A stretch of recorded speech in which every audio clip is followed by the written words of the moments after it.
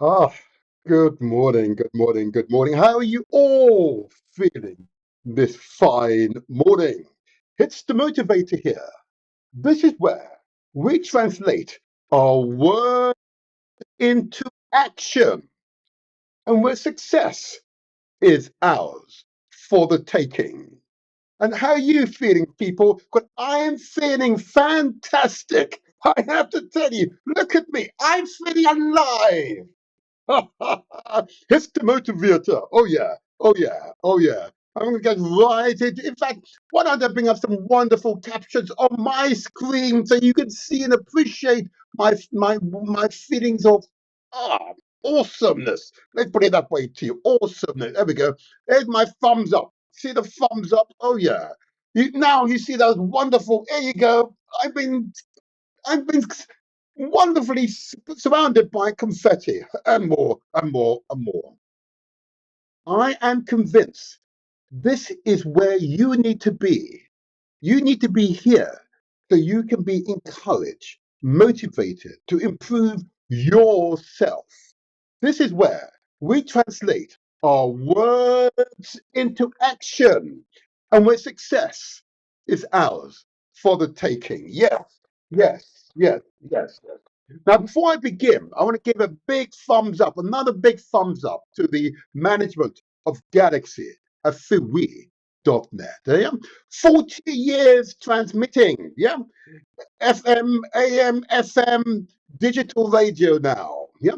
And eventually out on many platforms. A big thumbs up to Galaxy at Fiwi.net. And of course, noting the visionary leader, Nana Pakumbabai, yeah? Nana Pakumbabai. Yep, that's what we need. More people like that. Visionary, determined, relentless, never, never, never giving up. That's what I like to be. I like to be around people such as that, because that's the way forward. That is the way forward. But without further ado, because this show is going to be information packed, motivational, encouraging. It will get you to do those things you put off. Because putting off is no longer an option. We now do it. Let's say again, we know now do it. Oh, yeah. Oh, yeah. So, without further ado, let's remind you this show goes out on many platforms. And let me put that up on the screen so you all can appreciate it. Of course, we go out on Galaxy at Fiwi.net, digital radio on the Motivator Show banner. Of course, we're out live via YouTube, again under the Motivator Show banner. Facebook, and again under the Motivator Show banner. Instagram and TikTok, further transmission there too. But never forgetting Mixcloud. It's live and direct via Mixcloud. Recordings are all there, going back all those years. Yes, 3, 4 years now. Our time has flown. Oh, yeah, our time has flown. And I want to thank you, all of you, those of you who've been with us on that journey all that time. I want to give you a big thumbs up. Thank you for your dedication. Yeah, never giving up. Yeah, never giving up. Yes, yes, yes. Enthusiasm. You've got to have that enthusiasm. But this show, of course, will focus on you, your health and well-being. It is a regular theme, of course, of our shows, because clearly we, the community, the people, must take care of our health, take responsibility for our health. And in doing so, we transform not our general well-being, but our families' general well-being. And of course, the communities' general well-being. And in doing so, that's a positive feedback, if you like, positive feedback. And I commend such behavior to you all. I commend such behavior to you all. So without further ado, just a few quick announcements, and you expect this for myself. Okay. First of all, I just want you to remind yourselves that the purpose of these shows is to inform, not to go through the usual big multinational media companies, but to receive information from the source, untainted, none of this propaganda. It is pure information. So you can make your own choices. Informed choices usually ensures you make good decisions. Usually. Not always, but usually. But these shows are giving you the opportunity to make good decisions. Okay? When it comes to your health, I cannot understate the importance of making good decisions. I cannot understate it with sufficient vigor. I also want to make sure it's also understood that I welcome your feedback. So if you're viewing this via YouTube or Facebook, you can contact the studio at any time. Okay? I welcome your feedback, and I note that there are regular viewers there who use the Facebook and YouTube Messenger to communicate, keep us updated what's happening out there. I welcome that, of course. And after this show, please do not forget to leave a message. Do not forget to leave a message. We welcome your feedback. We welcome your feedback. Okay. But there are a few quick announcements before I get into the health theme proper. But I just want to remind you. Okay. Now, those of you who are here in Britain and have been affected by the Windrush scandal and need legal advice, you're nervous about it. I get it. I get it. Please reach out to us. You recall guest I had here from the Windrush Legal Advice Clinic based in the West Midlands here in Britain, based at 58 Bank Street, West Midland, WV148PD. You can contact them by phone on 01902 382 542, or indeed you can call by mobile 07 591 153 828. Please reach out to them. Reach out to them. They're there to support you, give you whatever support you need in order that you can seek and obtain your legal rights. Yep, that's what it's all about. Seeking and obtaining your legal rights. I also want to give light to another organization which I have the greatest respect for because their work is immensely important. Okay, I want to note the National Association of Black Supplementary Schools, and despite its title, it's really a register of organizations set up to support young people. Yeah, our children, if as it were. Yeah, let's just do that. Yeah, to support our children. So the National Association of Black Supplementary Schools registers supplementary schools, indeed, after school projects, cultural centres, those places which are designed to support young people and their growth. Okay, and if you manage such an organisation, please ensure you are registered with the National Association of Black Supplementary Schools, or their website address is www.nabss.org.uk. You could email them at info@nabss.org.uk, or indeed speak to the inspired brother Near on 07958 348 558. I commend the National Association of Black Supplementary School website as an important site that knits together, brings together institutions, organizations funded by the people for the people's children. That is worthy to give unfettered, yeah, unfettered support. Long may you do so. Long may you do so. Another organization I want to give light to, and many of you will recognize why I give light to this organization, in the country that we all should have an interest in ensuring peace and prosperity will reign. Okay, I want to give light, of course, to the country, of course, is Nigeria. Okay, the largest country by population on the continent, one with incredible natural resources, incredible potential, but is yet to be fully realized. So I I wish to encourage all the kingdoms, all the communities in Nigeria to come together in common aim and common purpose, yep, to seek out peace so we can create prosperity for all. One such organization, which is an example of such an entity, is the NINAS Secretariat, or NINAS. Okay? If you wish, and you are Nigerian, or indeed you're West African, or indeed you're Cypriot African, or persons who wish to seek out peace to create wealth for all people across Nigeria and indeed across the continent, please join with them.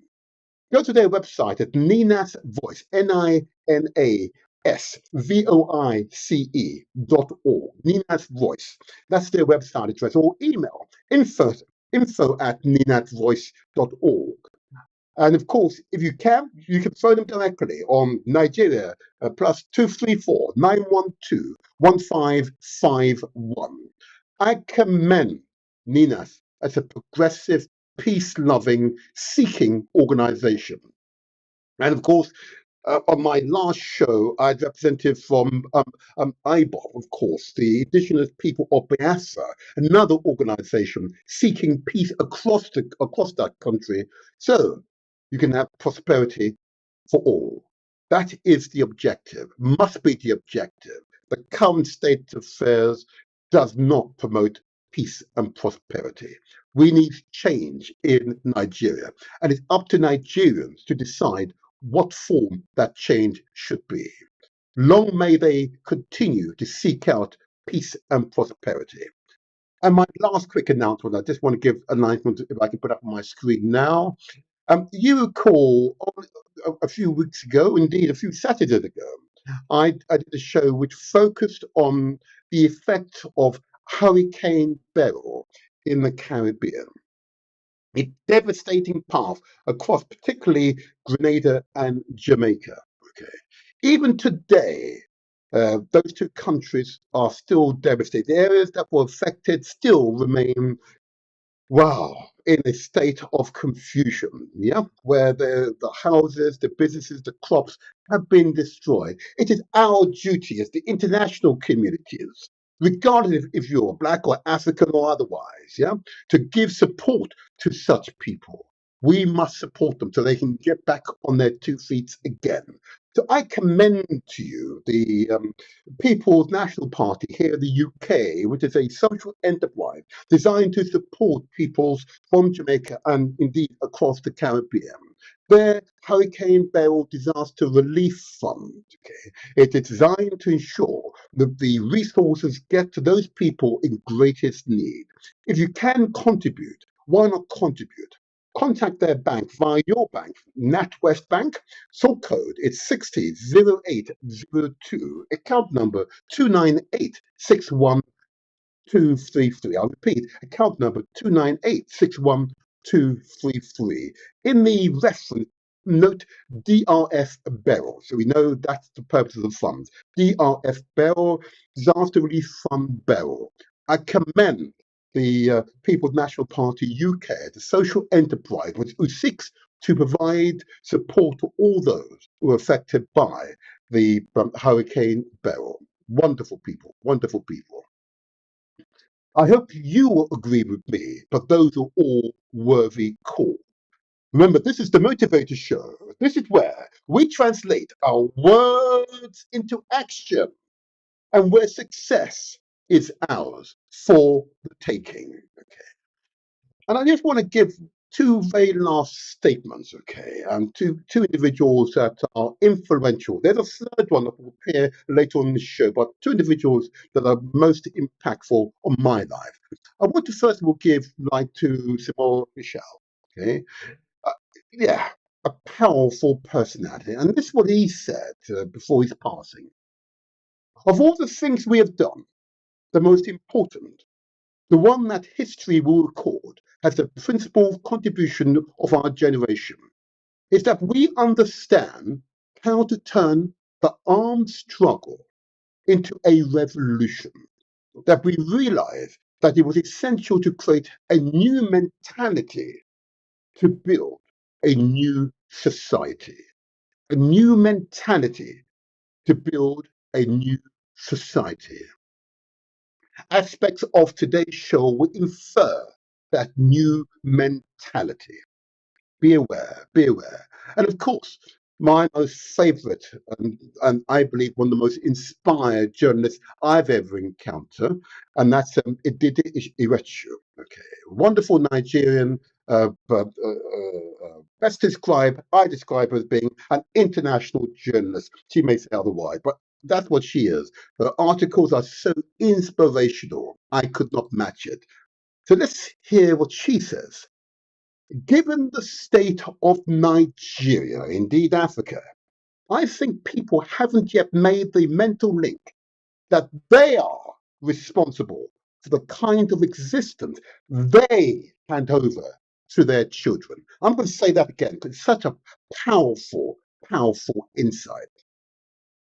Given the state of Nigeria and Africa, I believe and think people haven't yet made the mental link that they are responsible for the kind of existence they hand over to their children. Yeah, we're just caretakers in this generation. We hand over to our children. We've got to ensure what we hand over to our children is better, improved upon what our parents hand over to us. And it's within our gifts to do so. That sums up why these shows and other shows on galaxyaffili.net are so critical right across YouTube. Powerful statements by people, inspired people. Yeah, that's why this show exists. I hope you understand. Praise Jah, Rastafari, bless, assure. Yes, yes, I said it loud. I said that loud. Yeah. But let's now move on to the theme of today's show, okay, which remains our health and well-being. And I want to pause there because whilst I'm in that theme, there's one other I just realized I should just give light to. Let me put them on the screen. There you go.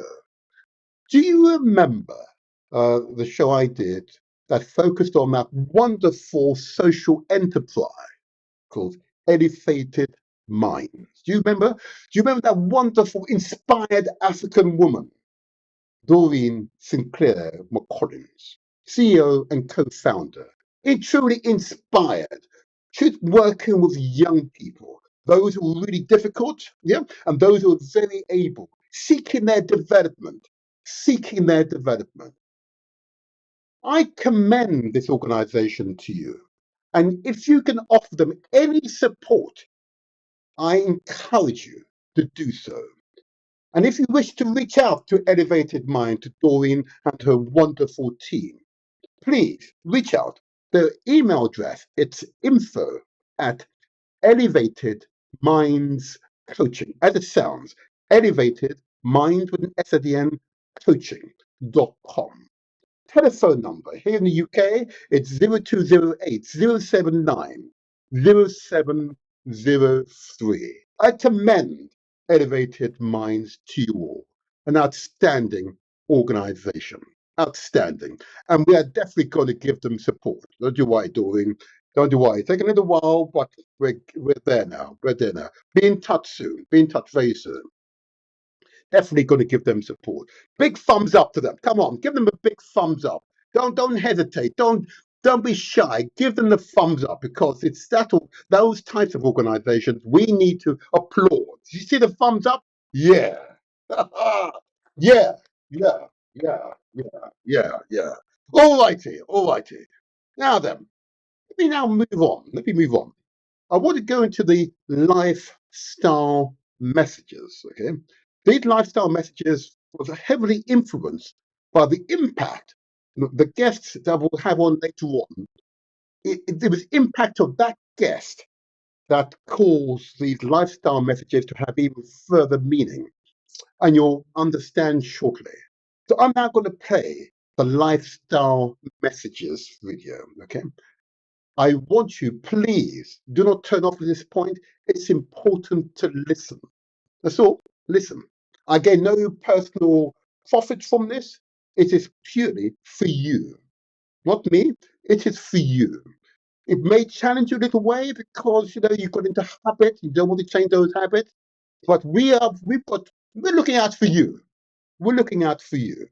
And I hope you understand and appreciate the messages. Here we go. Observe and listen keenly.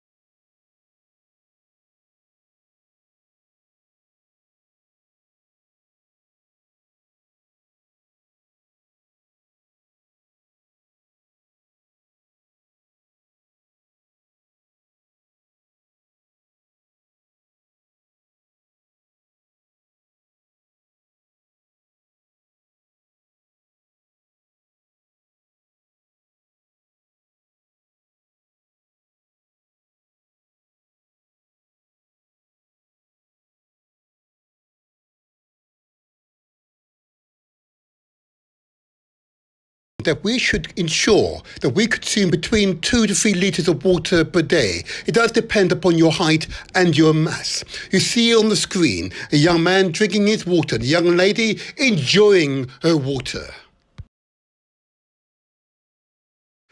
The advice given to you about our lifestyle will not mean anything to you unless you exercise. To exercise for life.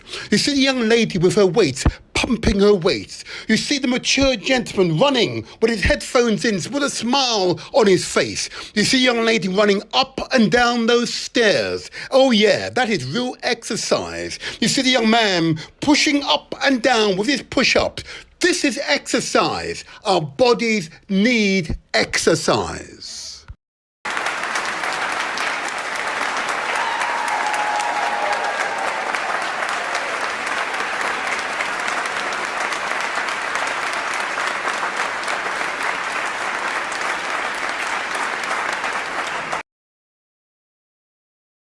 It is important for us always to consider our mental and spiritual health.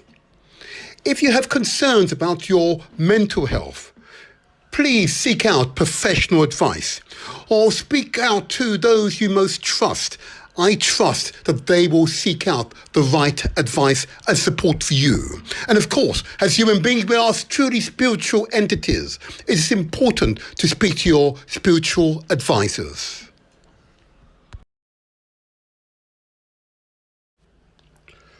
The Motivator Show. Success is ours for the taking. Translate our words into action. Because success is ours for the taking. Yes, that is the theme for all of these podcasts, for all of these streams, yeah? For all of these shows. Success is ours for the taking. And I realize for many that is a challenge. Don't misunderstand. I get it. You've not had the opportunity for genuine success. I get it. That's why you need to join organizations, Enjoy with others. Get a sense of comradeship, yeah? Get a sense of community. And together you can transform the world. I'm going to play a quick video of a group of people who are transforming their world, okay? Who've responded to these messages in a positive way.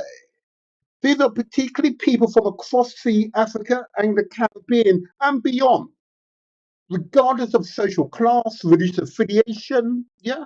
Regardless of ethnicity, yeah? They've come together in common aim and common purpose, recognizing our health is indeed the true wealth, and all the other stuff is just add-ons, as it were.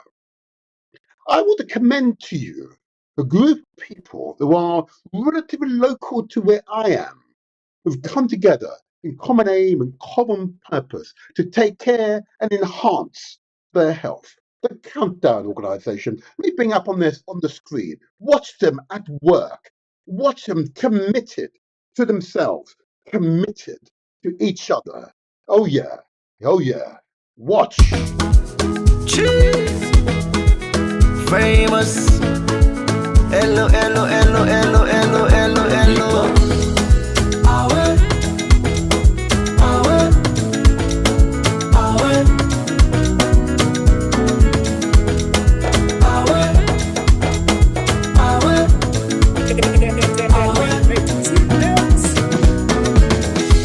You get one life on leave. Me self get one life on leave. Why we no go use? I'm glad and enjoy the time. Palava no dey finish. Time me no dey wait nobody. Now why are they try for always get time nice every day and night? This one way we all fend we safe. Now nobody own. You want to eat with too much we go down you belly now you young. Oh yes. And the balance where you go die left now all the money on. So why for the pity you say for?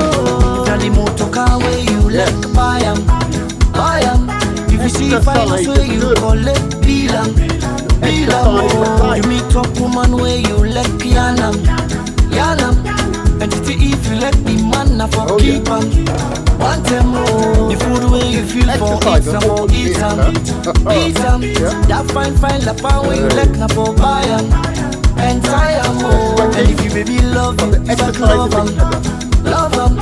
But if you love them all now, you na for left am. One time more, cause nobody know what's in tomorrow all. So every day of my life till I'm old, I fasting enjoyment stay go. Now for land for care for yourself. Nobody love you past you yourself. All man they fed for himself. Oh. Now why I know they allowed with the other man they pan take me peace away, away, me joy away, away, me smile away, away. Oh no no, no make nobody take you peace away, away, me joy away, away, me smile away, away. Oh no no, oh Down. every day. I see they also work for the pay. Like na boku on a small cage. Land for the loose body 110. No to money, no to dirty. No money make no time and as long as you get waiting, you dey eat. Land for the loose body 110. This one way we all feel we safe, now nobody own. You want to eat what you want, we go down your belly, now you young. And the balance where you go die left, now all the money on. So why for the greedy you say for? If the motor car where you let buy am, buy am. If you see finance where you call it, deal am, oh. You meet up woman where you let yanam, yanam. And if you let the man na for keep am, one time more. The food where you feel for eat some for eat am, eat am. That fine la power you let na for buy am. Look at this. And tire more. And if you baby love you, you back love them, love them. But if you love them all now, you know for left them. One time more, cause nobody know what's in tomorrow all. So every day of my life till I'm old, I fasting enjoyment stay go. Now for land for care for yourself. Nobody love you past you yourself. All man they fed for yourself. Now why I know they allowed with the other man they pan take me peace away, away. Me joy away, away, me smile away, away. Oh no no, no make nobody take you peace away, away. Me joy away, away, me smile away, away. Oh no no, oh away, away, away.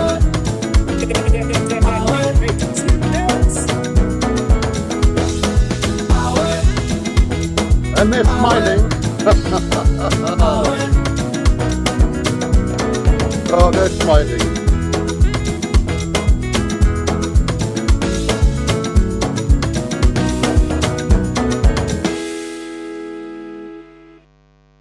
Wow.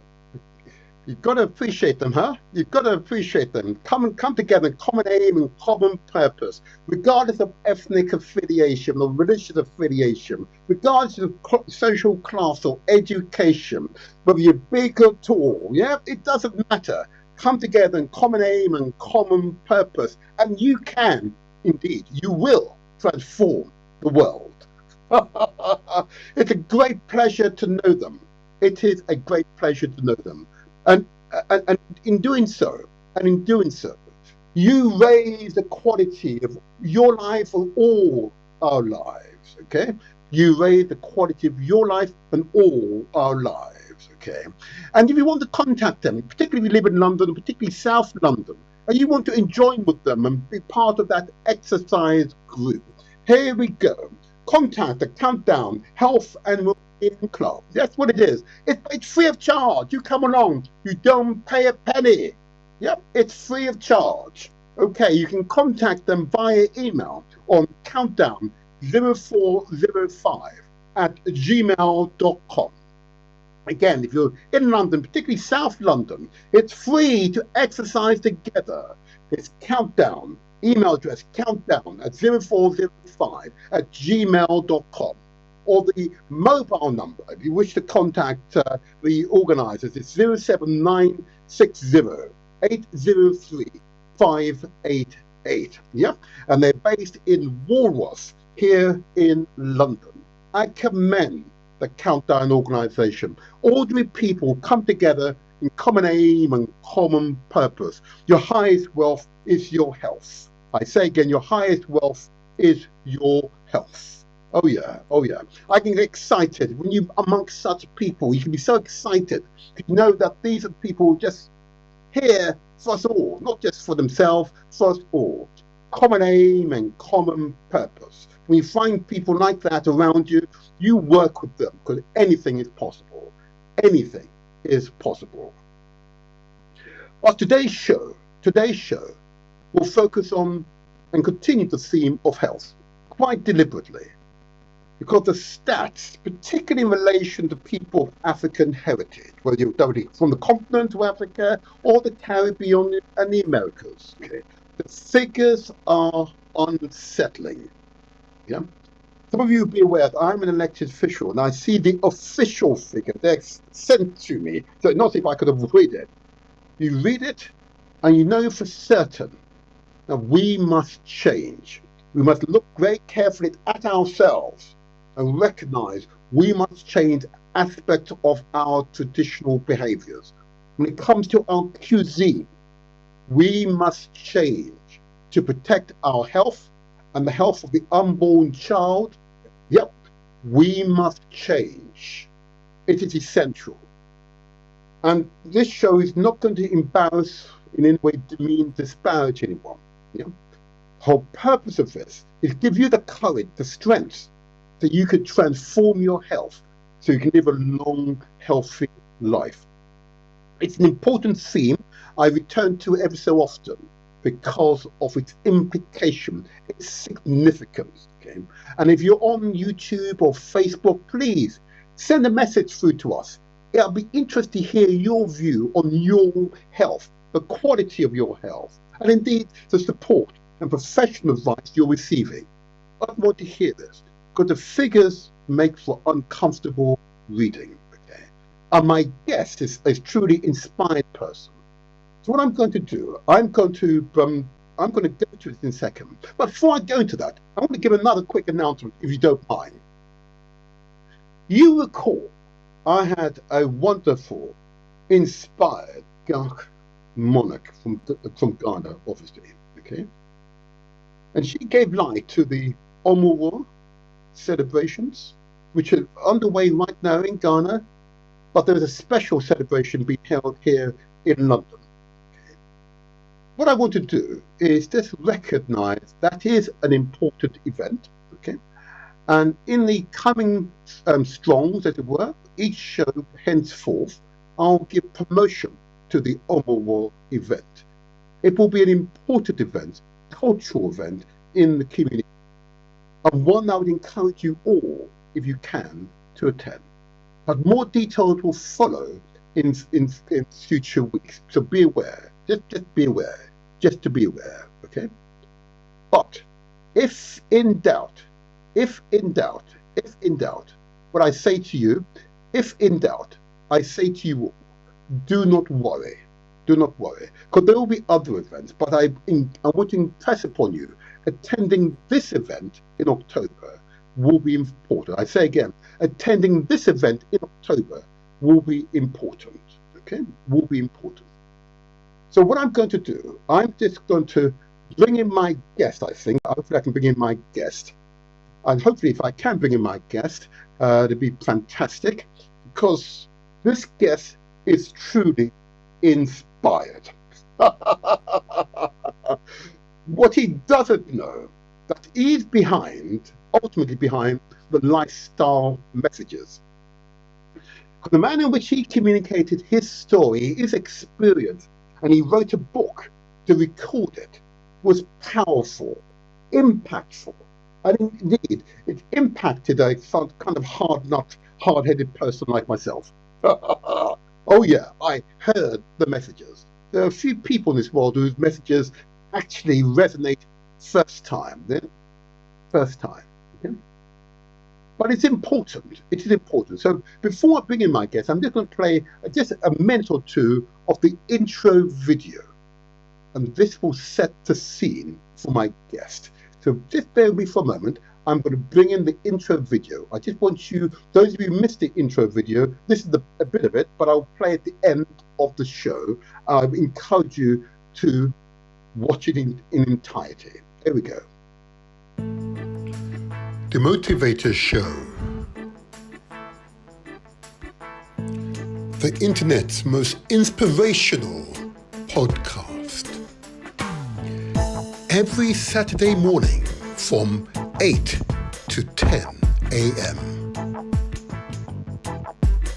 Diabetes emergency, diabetes emergency, diabetes emergency. The Motivator Show, public health alert. As of recent estimates, 2023, approximately 7 to 8% of the UK population has diabetes. This includes both diagnosed and undiagnosed cases, with over 4.9 million people living with the condition. Around 90% of these cases are type 2 diabetes. Type 1 diabetes accounts for about 8% of cases. The prevalence is increasing due to factors like rising obesity rate, sedentary lifestyles, and an aging population. If current trends continue, it is projected that by 2030, the number of people with diabetes in the UK could rise to 5.5 million people. Yes, that's why this show today is important. Potentially, those figures could rise to 5.5 million people who are suffering from diabetes here in Britain.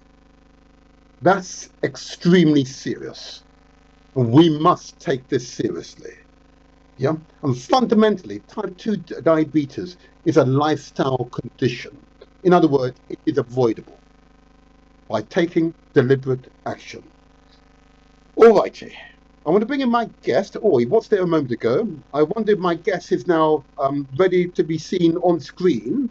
I'm going to say to my guest, I'm ready for you. Let's see if we can get him back on the screen. Is my guest ready on screen? Oh, okay. He's oh, there he is. He's come back. Here we go. I'm going to bring in my guest now. The inspired.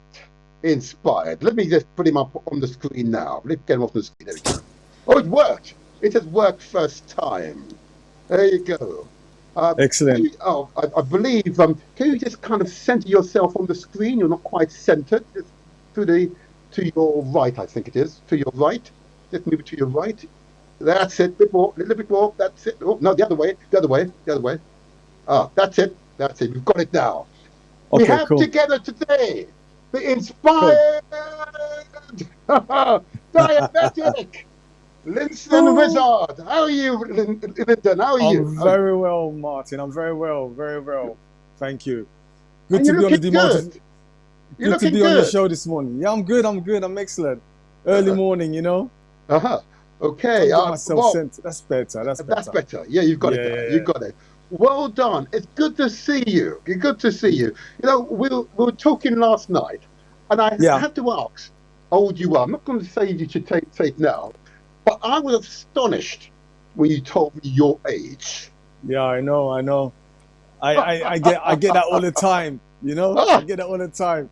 Thank God for that. You know. Yeah. I think some of us have been blessed in a certain way, and I think I've been blessed in that way. So yeah. You most certainly have. You most certainly have. No, you most certainly have. And you know, Lyndon, you came on maybe 2-3 years ago. Okay. Yeah. That was, for me, a seminal show. This is one of the reasons why I now have a regular slot in each of my podcasts, each of my shows, which is devoted to lifestyle messages. Yeah. It's because of you. Thank you. Ah, no. Thank you. If I may say so. It's a very positive. It's a very positive message as well. You know, in the sense that sometimes we go through life not knowing what's going to happen to us. Mm-hmm. You know, and when challenges hit us, is how do we deal with it? How do we work around these challenges? Can we can we get through these challenges? Have we got a support network to help us? This is the question that we find fundamentally. And because of your show today, if things were getting better with diabetes, I don't think we'd have regular shows like this, to be honest with you. And for the last year, I haven't heard much about diabetes in the main media at all. You know, especially when the 14th of November is supposed to be World Diabetes Day. Indeed, it's not published like it normally is. You know, so with your show, Martin, you know, we're keeping the fire going. We're keeping the awareness going, which is really, really good. Because like they say, the diabetes affect the Caribbean, Afro-Caribbean community more than anyone else, you know. Yes. But we have probably, not boasting myself, but probably one of the perfect persons in the community to help people to understand what they're going through, what they've been through, how to reverse it, all these things that they think cannot be reversed. We give them hope. If I may, Lyndon, and thank you, you're going right into the heart of my interview with you today. So I'm going to assume that my audience has expanded since we last met. Okay. So there'll be thousands of people who are unaware of that original podcast we did together. Okay. Yes. So they're not fully appreciating the backstory. Please tell us what happened to you in October 2015. What happened to you? Well, October 2015, that's the day I was diagnosed with type 2 diabetes. How did you feel at the time when you Martin, you're getting me emotional so early, you know. Go on, please. I still got full day to go, you know. Don't worry. Well, the truth is, let me simplify it. Yeah, I didn't live in London. I lived outside London. Yeah, so my journey to London to work would be about an hour and a half, depending on traffic, depending on what time I left. So I used to make my on the road breakfast in my car. So what I used to have is like 3 slices of hard dough bread, with butter on it, jam on it. And hard dough bread is like a sweet bread, it's a Caribbean bread. For anyone doesn't know, and it's beautiful. The bread is so beautiful. It is nice. It's so beautiful, you know. And then what I do on top of that, I put jam on top of that as well. What's that thing, eh? Jam as well. I put jam as well, yeah. And I got addicted to coffee. I got addicted to coffee. But the way I liked my coffee, I wanted my coffee to be sweet and milky. Okay. So instead of making it myself every day, what I found a sachet, which they got, and with a sachet had milk powder in it already, and it had sugar in it already. Yes. So I just add hot water to that, or milk, depending on the day. And what I'd do then, I'd add 3 to 4 teaspoons of demerara sugar, brown sugar. Oh my gosh. Yeah. And the reason why I would do that, because brown sugar is supposed to be more healthy for you. So this is what I would be adding to my every day. You did this every day, huh? Yeah, when I'm going to London, yeah, it's like a system, it's like a routine. Wow. It was a routine that I had. So I'll be doing that. So I'm driving to work, drinking my tea, my coffee, and having my bread. Once I got to work, I was working on the pastry section. Yeah. So on the pastry section, we had big functions that time. So I was in charge of cutting the cakes, cutting them into portions, train them up, send them on the jobs. So I would take all the trimmings, I put the trimmings in a bowl in front of me. Yeah. And then somebody would come, would you want a tea? Do you want a coffee? So I said, yeah, I'll have a tea and a coffee. I'll have something. Yes. So what I do, I'd have a tea or a coffee with my, one thing I forgot. Sorry. Let me go back a bit. During the summertime, I used to get a cold. My nose was runny. Yes. Yeah. And my throat was itchy. Yeah. And I told one of my friends, how come I keep getting a cold during summertime? Because Lyndon, you got hay fever. I said, what do you mean you got hay fever? I said, yeah, you got hay fever. So I looked at the symptoms of hay fever, and those are the same symptoms that I had.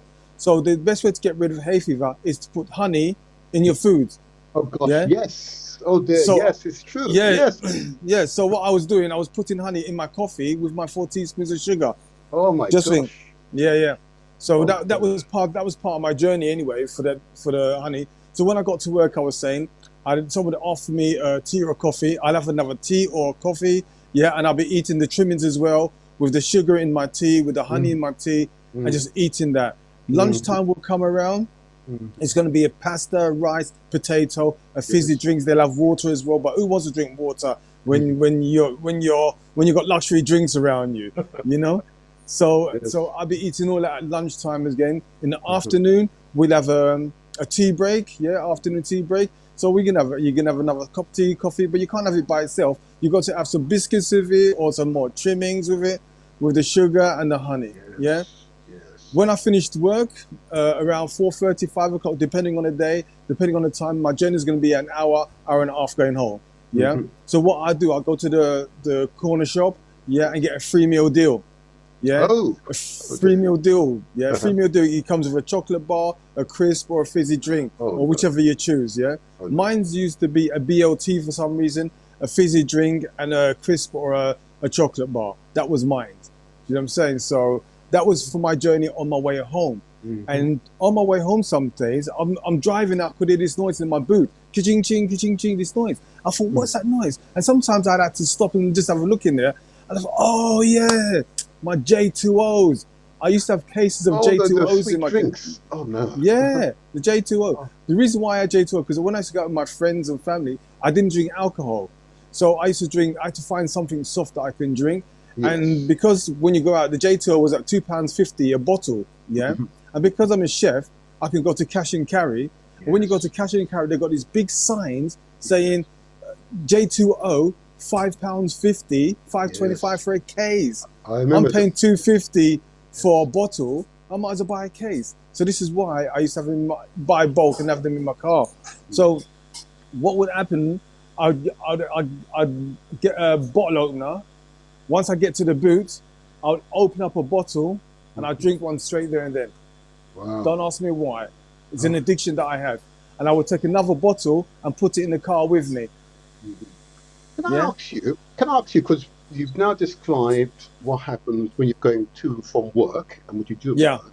What about your evening meal? Because, you and I are from Jamaica, Yeah, this is what I was coming to. Tell us about that food you eat at home, So what I'll do when I get home, my wife probably cooks something. Yeah, it's gonna be pasta, rice, potatoes. All the things that we like to eat. Yes. Yeah. And on the table is gonna be my ginger beer and my mango juice. Yes. Yeah. Two of my favorite drinks. Yeah. Okay. Yes. So me consuming all these carbohydrates at dinner time as well. Because I can't refuse my wife's food because she's gonna say, is there something wrong with it? She's just like, what's wrong with my food? So I've got to eat again. So just think the rice, the pasta, all these things we're going to eat with lovely food. And then after that, what do we guys do? We switch on the TV, sit down to watch football. But we're not watching football, we're sleeping. We fall asleep. And once we fall asleep, we wake up probably about 9:30 because the wife's nudging us to go to bed. Go to bed. So you get up now, tell the wife, I'm coming to bed. But before you go to bed, we go into the kitchen and we make ourselves a cup of tea or have a drink. Yes. Yeah. It is true. But Martin, you know what it's like, Martin. Yes. You got to open that cupboard where the biscuits is and take out some biscuits. That's right. Yeah. So you take 2 or 3 out, sit down, eat that, dip it in your tea, whatever, or eat it. And then what you do, you get the addiction thing. So you go back and you get the full packet. Which is true. Yeah. You go and get the full pack of biscuits. And this is one of the things that I didn't realize until I started to write down what my day-to-day consumption of carbohydrates, food was, and sugars was. So this is what happened to me. So the morning I was working in the kitchen, I was just working on a calculator, working out a recipe. 1 and 1 is 5, 2 and 2 is 4, 6 and 6 is 5. My mind was just not clear. Yes. I could not think properly. And there's a chef in the corner, he's making these jokes and other people are laughing. But I'm in my zone, so I'm not in the mood to laugh. I'm just trying to work out this recipe now. And then he calls my name. He says, Lyndon. And when somebody calls your name, you naturally react to it. Yes. Yeah. Yes. And this is what I done. I looked around, I looked at him and I just stared him straight in the eyes. And I just ran out of the kitchen. I ran into the changing room and I just fell on the floor and I was crying like a baby. Oh no! Yeah, I broke down. Okay. I mentally. Lyndon, if I can ask you at this point, because you're getting to the point which you were diagnosed. I'm interested Yes. in what happened beforehand. You've described what happened at home. So it's a traditional Jamaican food, Caribbean food, with lots of salt and sugars and oils and so on. Yes, at Yeah, home as well. that and everything else and other Yeah. things as well. Yeah, Yes, indeed, like the indeed. snacking, the biscuits as well, Yes, the fizzy yes. drinks as All well in combined, all between. combined. Yeah. Yeah. And of course, the whole family is eating this way. Yeah, the whole family is eating this way Yeah, because of the yes, yep, it's normal. Yeah, high cholesterol, salt, yeah, oils, and so on food. Yep, that's very much part of our cuisine. Mm. yes. And of course, these are habits that you formed as a child. Would that be right? That the addiction to sugar is a sweet tooth you developed as a child you took into your adulthood. Would that be right? Yeah, of course, because Mm. you don't know any different, do you? Mhm. You know, That's right. Yes, our lifestyle starts off when your parent starts to feed you. that's Do you know what I'm right. saying? Yes, And then yes. you see what's around you. When you see what's around you, you Mhm. continue that throughout your life because that's all you know until Yes. you start to educate yourself. Yes. You know, A question there. Question there. I don't know if any of your parents used to buy the sweet milk. You know that sweet. condensed milk. Yeah, Yes. Yeah. Con- con- yeah. We used to make condensed milk sandwiches with white bread. Yeah. I don't know if you remember. There used to be a TV program called Tiswas. Yes. Yeah, That's right. Yes. Tiswas with Lenny Henry and Yes. Jasper That's it. Carrot. Yes. Yes. Yeah, yeah. They used to make all these things in front of us on TV. So if they're eating it, you know, it must be nice, isn't it? Yes. So we follow fashion. That's That's it. what we do. And I follow bring that one fashion. up because it's a common, extremely sweet milk. Us Yeah. from the Caribbean and most certainly from Jamaica are used to consuming. And I remember as a child, you know, my parents are traditional Jamaican parents, drinking it from the tin. That Yeah. was me. I used to drink it from the tin. You Wow. know, and then afterwards I'd go to a sweet shop and buy sweets. You know, Oh, sweets. Yes. you Yeah. can you imagine? So it's become an integral part of our culture, our cuisine. Okay. Yes. So of course we're almost setting ourselves up to fail. Now let's go back to the October. Okay, you got to a point at which you were dazed, became dazed. Yeah. Yeah. Tell us what happened after that, because you now you know for certain that there's something amiss. Yeah. Yeah. And you know, and this is a challenge with us, particularly us men, is that we wait and wait and wait and wait until it's Yeah. really critical. It's at that point we go to the doctor, when in fact we were sensing the symptoms days, weeks, months, in sometimes years, Years. Yeah. Yep. Yeah. and we not go to the doctor. And Yeah. that is a habit we've got ourselves into. Now tell us, you were on the floor, you knew something was wrong. What did Yeah. you do next? Please, Lyndon, share with us. What I done next, I was just sitting there, and the chef came into the change room. And he said, "Linda, what's wrong with you?" Mhm. So I told him all the issues that what I had with my body. I had blood in my stool. Mhm. I had pains in my stomach over for a year. You know, I just wasn't feeling right. I had pins and needles in my fingers and my toes, which What's I couldn't that thing, understand why.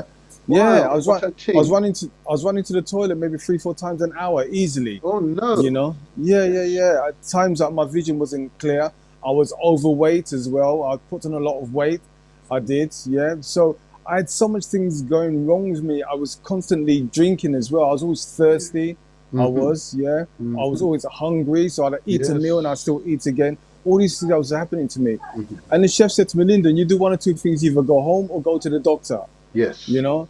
And I thought to myself, wow, which one am I going to do? So I thought to myself, you know something, just go to the doctor, you know? And to drive to the doctors from work that afternoon, you know, was a mystery. And I think I was blessed, Martin, to be honest with you, because when I rang through to the doctor, number one, I got through Yes. to somebody, a human being, not an answer machine.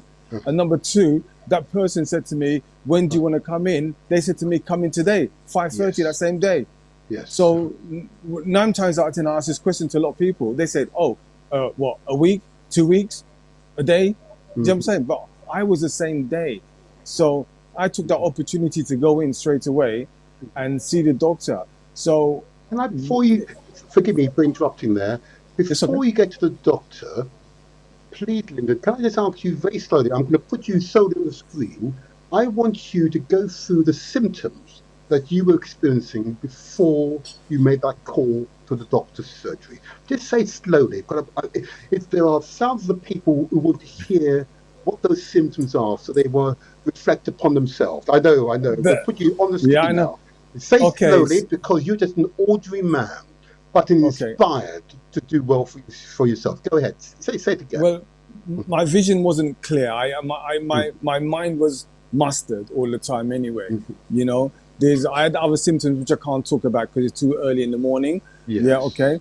I was always feeling hungry. I was always hungry for some reason, you know, and also feeling thirsty all the time. But when you're thirsty all the time, you don't drink water, you drink your fizzy drinks. You know what I'm saying? Because you don't know what the symptoms are. So I was always thirsty, yeah. I had weight gain. I put on so much weight. I put on so much weight, yeah, that my mother said to me, Lyndon, your belly I get big. Oh, Lord. Yeah, my mum said that to me. I'm the baby of the family, so my mum put me in a position where, like, look at yourself. Go look in the mirror. And I thought to myself, wow, mum, that's heavy, you know. And did you weigh yourself? Did you weigh yourself?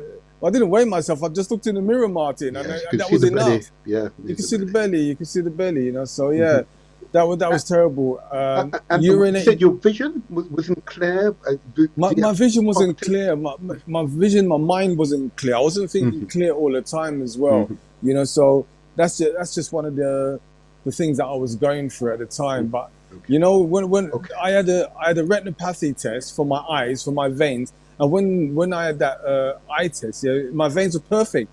There's nothing wrong with them, you know, because normally with diabetes, your veins could burst. Yeah, that will cause your eye to be blurry. So mine were perfect. So in my book, I got my actual eyes, the test. I got the actual veins, and it all looks perfect. You know, so that was a big thing for me.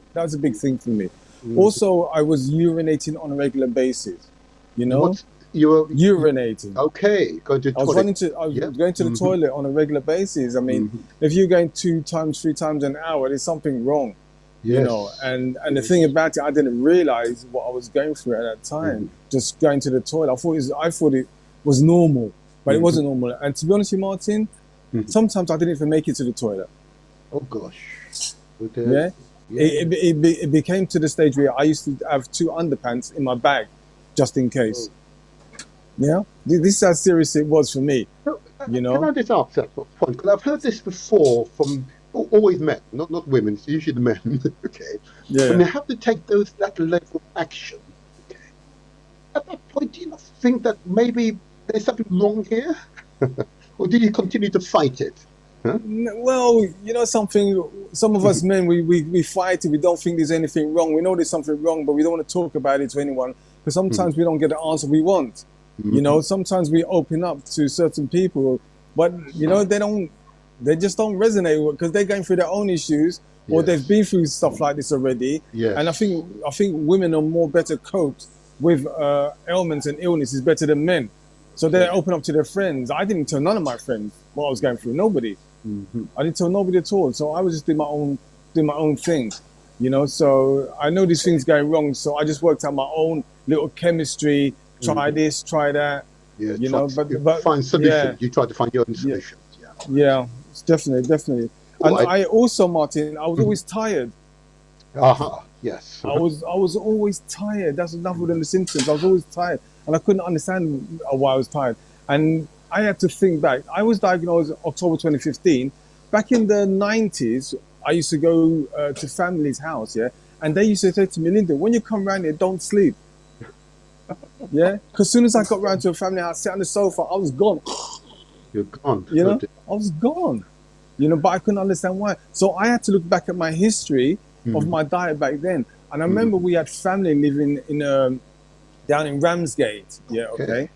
And with that, back then, to get to Ramsgate, probably like a 2-hour drive. You know, on the A road from London. Yeah. So what I would do, I would get 2 bags of jelly babies. Oh no. Oh, thank you. Now, I would finish 1 bag before I even got to Ramsgate. Yeah, because you think the sugar's going to keep you awake. Yes. Oh my God. You know, Sugar's going to keep you awake. Now, tell us what happened when you got to the surgery now. Tell us what happened when you got to the surgery, doctor's surgery. Yeah. When I got to the doctor's surgery, it's like one foot was in, one foot was out. Mm-hmm. You know, do I really want to be here? Do I really want to know what's going on? Wow, you're still nervous. You're still nervous. Yeah, of course, 100%. Okay. 100%, because you don't want to hear the negative. Mm-hmm. You don't want to hear, oh, there's something wrong with you. You want to hear the positive. You know, there's nothing wrong with you. You know, if it's just a routine check, it's not too bad. It is true. But if you're going there, you know there's something wrong. It is true. So when I was there, Martin, my leg was in the door, out the door, and I'm thinking, should I stay, should I go? And I was just about to say, I'm going to go home, you know. And then they called my name. Yeah. Can I just ask you to center your face on the screen? You're slightly off center again. Yeah, that's it. That's it. You've got it. Yeah. Is that better? Yeah. Yeah, that's better. Yeah. So, mm-hmm. so I was when I heard my name, they call out my name. I thought to myself, I better go in there and just get it over and done with. So when I went in there, I told the doctors all the symptoms I had. I had pins and needles in my fingers as well. Pins and needles, like numbness, you know, numbness in your toes. Yeah, that's a horrible feeling. And it's like tingling all the time. That's a horrible feeling. So I told the doctor all the things I would get. I told her about the pain in my stomach. She put me on the table. She touched on my stomach to see if there's anything there. She says, I can't feel nothing. We're going to send you to the hospital to get a body scan. And I told her about the blood in my stool as well. She says, okay. Blood in your stool? Oh, dear. I had blood in my stool, yeah. So she said, we're going to send you to hospital to get that checked out as well. So that's another big story. My hospital journeys. For me, it was a nightmare anyway. You know, I was 100% nervous and everything like that. So, because I've never been to hospital before. I never for myself. So it was a nerve-wracking place. So the last thing the doctor said to me, let's take a pinprick blood test. Is when they take a bit of blood out of your finger. Yeah, and then they just test it there and then. And that blood glucose test my blood glucose was 15.9, and it's supposed to be 5. 3 times over, 300 times. Oh my gosh. Yeah. So this is it. But when she said that's high, it meant nothing to me. Do you know what I'm saying? Because I didn't realize. She said, we'll have to send you to get a diabetes blood test. I said, okay, fine. So the following week, I went for a diabetes blood test. And when she mentioned the word diabetes, I'm thinking to myself, what's diabetes? And I remember my cousin Ken, who was type 1 diabetic. Yeah, he told me all the stuff about diabetes. If you become diabetic, don't take any medication because there are side effects to it. And on the other one, I remember going to see my friend's mother. She was diabetic, but the way the Jamaicans, the Caribbean describe it, she said, Lyndon, me have the sugar. The sugar get me. Yeah, she says the sugar get me. So they don't say they're diabetes. But she passed away a few months later. Yeah, that's when I realized it was through diabetes, one of the symptoms that she had, why she passed away. So my doctor said to me, we're going to send you for a HbA1c blood test. Ooh, yeah, okay. What is and that? The HbA1c blood test, they monitor your blood sugar levels for the last 3 months. Right. Yeah, okay. For the last 3 months. So when they take that test, your blood sugar should be 42 and below. Yeah. Okay. When I got my results, mine was 92. Oh my God. Yeah, mine was 92. Mine was in the danger zone. Yes, very much. Is in the danger zone. And then when my doctor told me that I'm diabetic, that's when I told you about my cousin and my friend's mother. That's the only time I knew about diabetes. And I said to my doctor, how did I become diabetic? Why? What does this mean? And she goes, because of your lifestyle. I said, what do you mean because of my lifestyle? She said, the food that you've been eating, the pasta, the rice, the potatoes, the fizzy drinks, all these things. And I think to myself, wow. And then what the doctor done, literally with her arm, she went like that to the side, and she goes, we're going to have to put you onto medication. I said, what? Medication? She said, yeah, to reduce the blood sugars. I said, you know something? I remember what my cousin said to me, medications are side effects. And I said to her, is it okay if I try without any medication? You know? And she says, well, I don't recommend it, but go away and come back in 3 weeks' time, and let's see what your blood sugar is back then. Yeah? So... Okay. If I may, before you go on, so in other words, at the point of being told you have been diagnosed with diabetes, the doctor outlined that you will therefore be put on medication essentially for the rest of your life. Lifestyle change, yeah. Can you imagine? I hear you. And your responses, Okay, but can I do this myself? Can I avoid the medication? Yes. And is that what I'm particularly interested here? Because it means you're taking the power back to yourself, yeah, and you're Yeah. taking full responsibility. Tell us then, how did you rise to that challenge? Because you've had a lifetime of over consumption of sugar and salt, cholesterol, which is an integral part of the us from the Caribbean diet. Many Africans from the Brazil or Americas, that's part of our diet. The island of Jamaica was a sugar cane island, yeah. So Yeah. sugar was an integral part of our cuisine. Yeah. You're therefore going to buck the trend. Yep. Yeah. So what did you do? How did you prepare yourself to take on that challenge, to transform how you eat, you exercise, you live? Tell us. The first thing I thought to myself, Hmm. how did I get in this position? So the way that I got into this position, I need to reverse that. Yes. That's number one. Yeah. Yes. So I need to, the foods that I was eating, Martin, I had to cut down straight away. Now, just to be clear, these are our often traditional foods. Yep. I Yep. mentioned the sweet milk. Yep. Yeah. Everything. I still have a sweet tooth, I admit, but I strictly limit my sugar intake, strictly. But go on, continue. Yeah. Yes. So Mhm. because of the sweet tooth, that's one of the hardest things Yes. of stopping or cutting back on all these things. You know, so I'm thinking to myself, number one, I'm self-employed. Mhm. And if I stay the way I'm staying now, I'm going to get sicker and sicker. And if I'm Right. sick, I won't be able to work. And if I Right. can't work, yeah, it's detrimental to my health. That's right. You know, definitely. So what I thought I'm going to do, yeah, number one, I'm going to cut down on all these carbohydrates. Mhm. Number two, I'm going to start to exercise because I was overweight. Yeah. Number three, I would start to intermittent fast. Yeah, Mhm. intermittently fasting. Yeah, okay. And number four, yeah, I'll do physical exercise. Mhm. You know, I'll do physical exercise. So it's a combination of four things that I put together that I thought to myself, these are the things that I need to do now. Okay. Not Can I not ask you not tomorrow. Look, Now, gotta do it today. right now. So let's focus on the carbohydrates. You mentioned carbohydrate. I discuss carbohydrates at every show that I do and demonstrate where we get it from. So where's Yeah. your carbohydrate primarily coming from? Yeah. My rice, potato. Yes. I'll eat that. I'll eat rice every day. potato, or the young. Rice. Yeah. Mhm. Yeah, rice, potatoes, hard food every day. It was normal. Do you know what I'm saying? You That know, is you true. get carbohydrates through your fizzy drinks as well.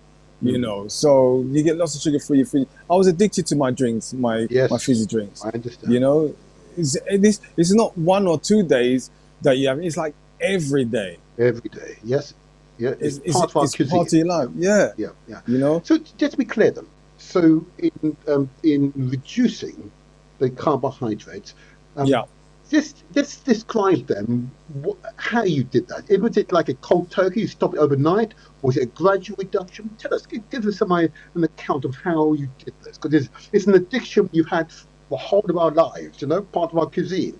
You don't just turn it off overnight, Yeah. huh? Tell us. Yeah. Me personally, I went cold turkey. Okay. All right. Okay. I went cold turkey. That's my story. That's my journey. Yeah. I'm gonna put disclaimer there. You don't have to do what I done. You know, because a lot of people say I shouldn't be mentioning that because you have to have certain things they say. But I personally disagree. You know, because I've been through it. I know what my Yes. body is. Yes. One of my good friends, Valma says your body is your temple. So Yes. somebody can't tell Right. you what you can and can't put into your mouth, and you can't tell somebody not to put that in their mouth. If I decide that I'm not going to eat something for a period of time, that's my choice. Okay. You know, and I've lived through it. You know, so if anybody really wants to reduce their blood sugars drastically, quickly, they need to cut out what causes the problem. Okay. So So I reversed the problem. You did. I did. So if I may then, at that point, Yeah. so you've mentioned carbohydrates. Yeah. What about those other ingredients I mentioned every show? Sugar, salt, yeah, carbohydrates, and of course starch. Yeah. So how did you tackle reducing each of those components in your diets? Yeah. The sugar part, I started eating more fruit anyway. Mm. You know, and one of my favorite fruits is berries, bananas. Do you know what I'm saying? You know, I love those pears, chocolate. I started to eat dark chocolate as well. So there's certain things that I started to like, which I didn't eat much of before. You know, I very rarely ate fruit before. So what I would do in the mornings, I'll go to the gym. I'll take my daughter to school in the morning for 8:30, and I go to the gym and I work out for 3-4 hours, easy. You do that now? You do that now? No, not now, not now. Back then. Back then, Back right? then. Okay. But now I don't exercise like a norm. I did before, but now I do jogging anyway. I've started jogging again with my son and his team. So this is what I'm doing at the moment. So this is what I'm going afterwards in Hyde Park. We're doing a jogging 5K jog. Well, I'm not jogging because I'm with you. I'm with you at the moment. So they'll be started by the time I get. Yeah. Good for you. So I got to the stage where I kept. It's funny.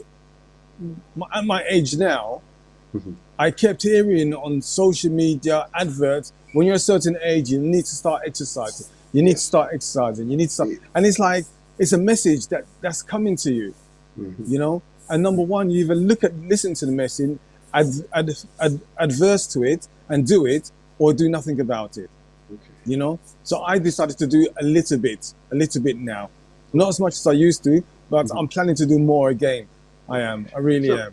So if I may then, so clearly, Lyndon, you are a chef. So it's easy for you to significantly reduce the carbohydrate, the sugar intake, salt intake, and of course the starch intake. Okay, so and you therefore, through your culinary skills, develop plates that are far more for yourself appropriate, reducing the amount of those excessive amounts of the sugar, salt, starch, and carbohydrate, and increasing what? What did you increase? I increased You mentioned fruits. What else did you increase? I increased my vegetable intake. Definitely. But it was hard because if you don't like certain vegetables, I know. If you're not eating these vegetables on a regular basis, you have to get used to it. Something, you know. So like now, I eat more mushrooms, peppers. So I love tomato. I love to cut tomatoes. I have red onions instead now. A lot more fruit and vegetables. I eat more watermelon, like I've never eaten watermelon before. You know, I do okra water now instead of doing fizzy drinks. So a lot more vegetables and a lot more berries I eat now. Like I was at a job the other day and all I was eating was like blackberries. You know, and you know it's right now because it's been a period of time where I've changed. My palate's changed so much. I don't really miss all the things that I was having before. That's exactly because right. now I know I can have it anytime I want to have it. You know. But the number one thing people got to realize is how to detox their body as well. You know, you need to learn how to detox your body. And one of the number one things, if you are overweight and you want to get onto this journey, part of detoxing, number one, is intermittently fasting. You know, don't have a breakfast. Explain that, please. Explain that to the audience. What do you mean by intermittent fasting? So intermittently fasting, say for example, you wake up in the morning, don't have a breakfast. If we're used to having a breakfast, don't have a breakfast about 3-4 hours. Yeah, then you could have, or if you want to drink, you could drink a liquid. If you're overweight, you could have probably lemon water or lime water in the morning. Because that will help burn down the internal fat anyway. So we have internal fat which we don't see, and I had that when I went for a body scan. They told me I've got a fatty liver. You know, I had a fatty liver, and one of my friends told me, that if you got fatty liver, drink lemon water in the morning, and that will help break down internal fat. So this is something that I started to do on a regular basis. So I started to do like okra water as well. Like, so you get a glass bottle with about a liter of water, and just put maybe 3 or 4 okras in there, chop it up, and put it in there, and leave it for 24, 48 hours to break down, and just drink that. And with the slime in okra water, it helps. Fill you up anyway, because the slime is like thick. The slime is like thick. So this is one of the things that I was doing anyway. So intermittently fasting. So about lunchtime, you could have something to eat, maybe a salad, fruit, vegetables, anything like that.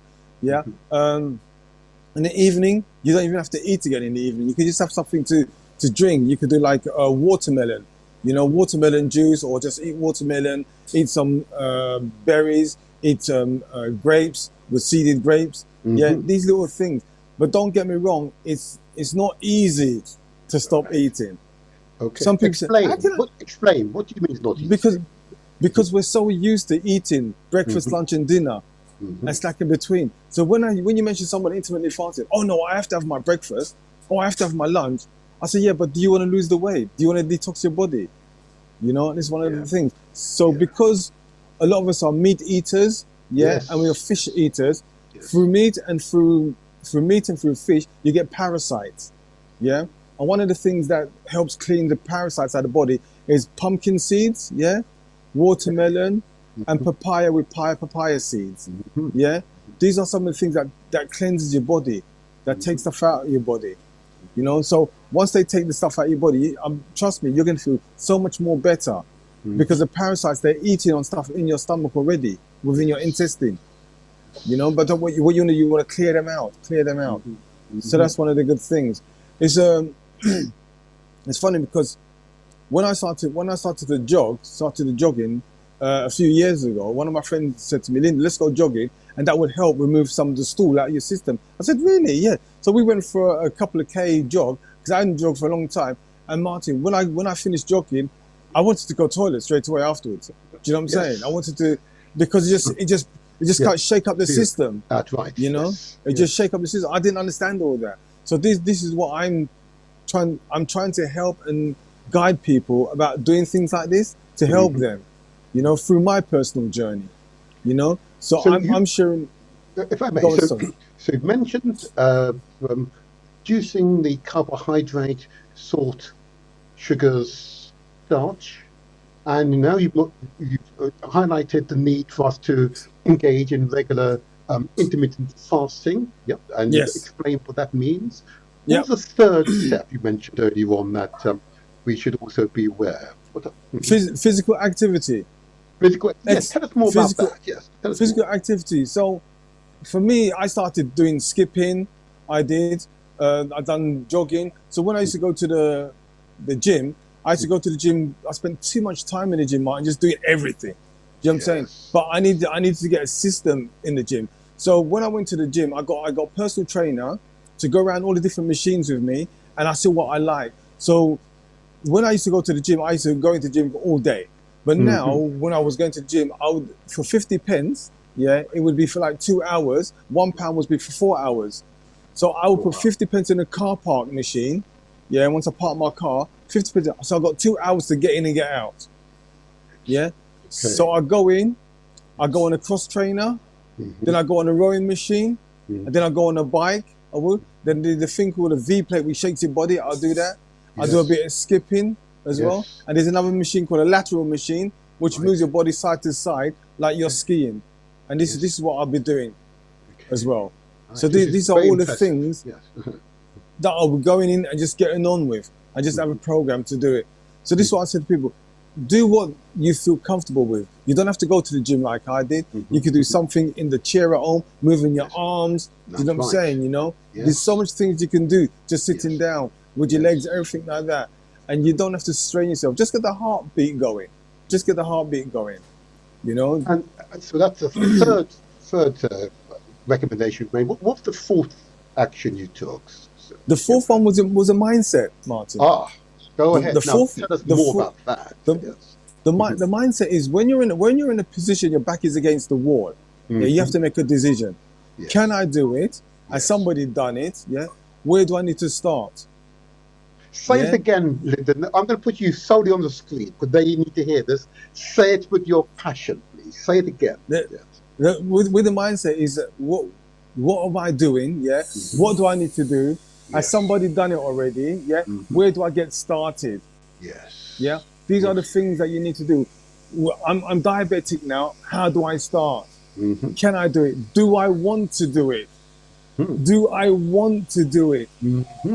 I've been diabetic on type 2 diabetic, for example, for all these months, for all these years. And Lyndon says, I can reverse it. How? How? The one of the number one things, you know, these people need to do is get the book. Okay. Well, let's You know? let's talk about the book. Okay. I Yeah. want to get onto the book because it's going to be really important for us to do this. I just wanted to start. In fact, maybe put me back on the screen. Okay, you're now at the point at which you've been diagnosed and you're Yeah. now going through a period in which you're taking on the challenge to manage your diabetes. Okay. Yeah. So it's no longer a problem for you in your life. Okay. You've highlighted to us today that first step, of course, was to reduce those parts of your diet that was causing you the maximum harm. Excessive consumption of carbohydrate, sugar, salt, starch. Okay, and you reduced that substantially. Yeah. You then went on to then describe that the next step, of course, is in fact, let me do the exercise next. The exercise was incredibly important. You must exercise. You must exercise. Otherwise, it defeats the entire object. Your body needs to exercise. Okay. Definitely. You just mentioned the mindset. Okay. I believe that is where most people have the greatest challenge. Okay.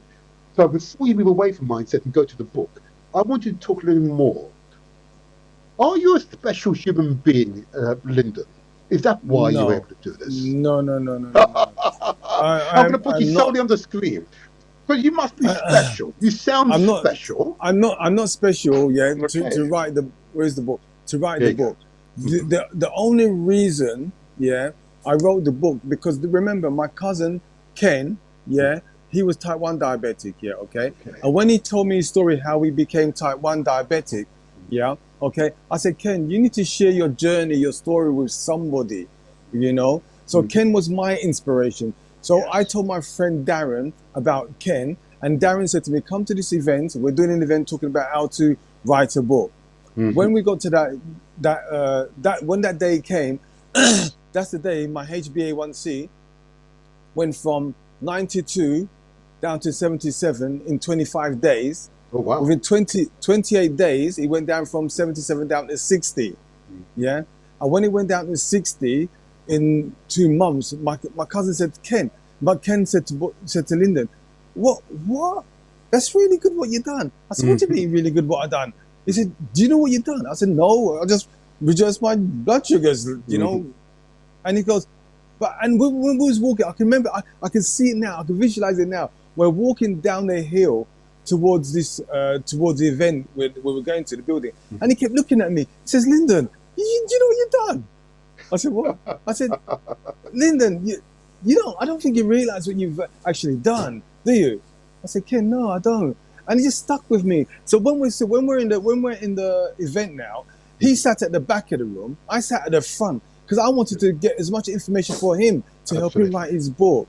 You know, so I wanted to absorb it. And I saw people coming up on the stage talking about writing books, 3 books, 4 books, blah blah.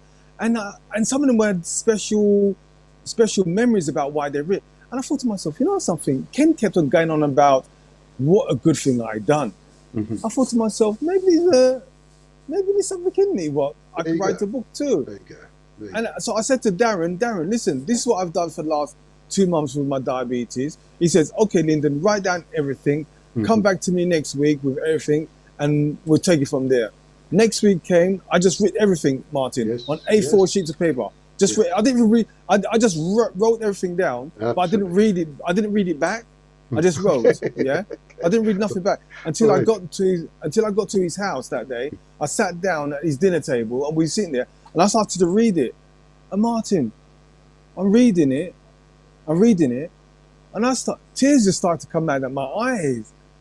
You know, I just got so emotional, and Darren got emotional, and I thought to myself, is that actually me?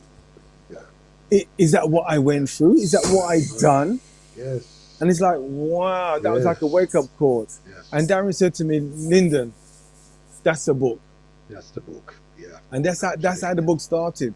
So I started off with Darren writing the book, and Darren said to me, Lyndon, what you're doing is too much for me. We're going to get you a book editor. So I've got a book editor to start helping me write the book. So she helped me brilliantly put the book together.